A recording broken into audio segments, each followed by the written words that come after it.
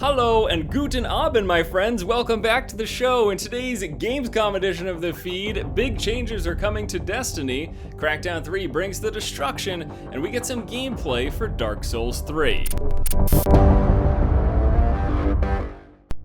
So as I'm sure you could tell by the introduction, we're going to be focusing on a lot of the news and announcements coming out of Gamescom 2015, which is happening this week. Microsoft had their big reveal recently, so lots of news and trailers coming out of that. I also wanted to tell you guys, first off, about some big changes that are going to be coming to Destiny. So with the upcoming Taken King expansion, they're not only going to be adding new content to the game, but they're also going to be redesigning the leveling system. Now previously, you would level up to a certain point through traditional RPG means, killing enemies and completing quests. And then you would hit a cap, which you would have to basically acquire new gear, which had this stat of light on it to further level up your character. I know, it's kind of crazy, convoluted, and honestly a little bit unnecessary. At least the developer themselves think so at this point, because they're going to be scrapping the system entirely. Now with the Taken King, leveling from 1 to the max level of 40 will be entirely done through those traditional methods. They're doing away with it, no more light system,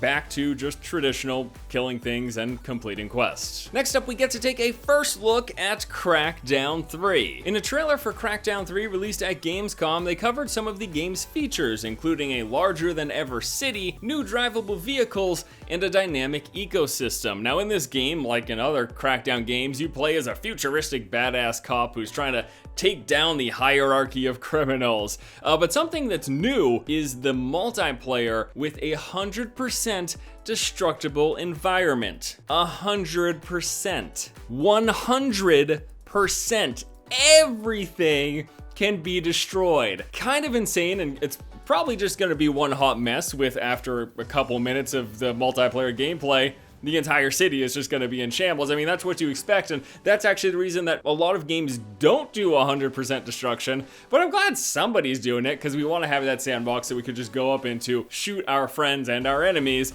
and then just blow the buildings down around them. It's, I don't know. I have a lot of good memories with the original Crackdown back in my freshman year of college, sitting in my dorm while my roommates partied.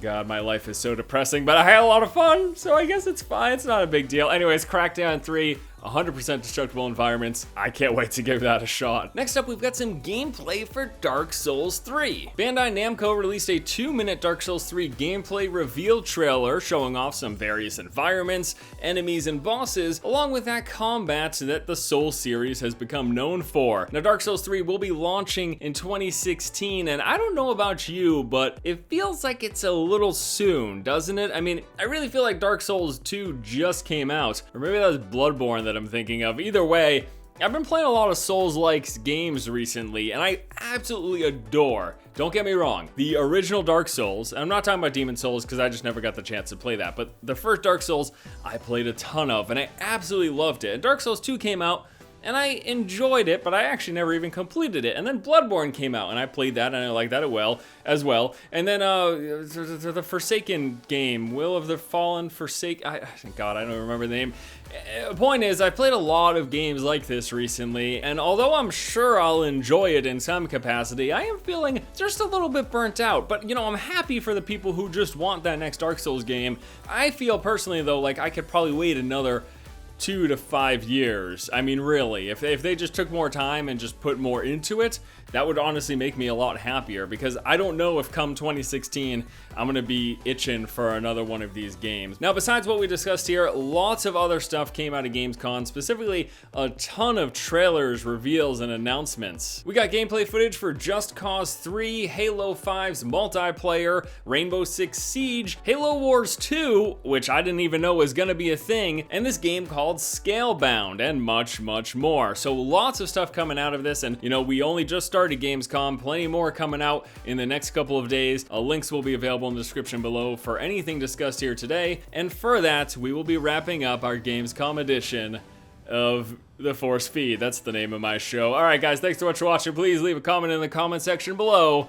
Auf Wiedersehen. I'm sure it's gonna be a fantastic game, but I just feel like a game like any of the Dark Souls series could always use a little more time in the oven, you know, like Hansel and Gretel style. Ugh.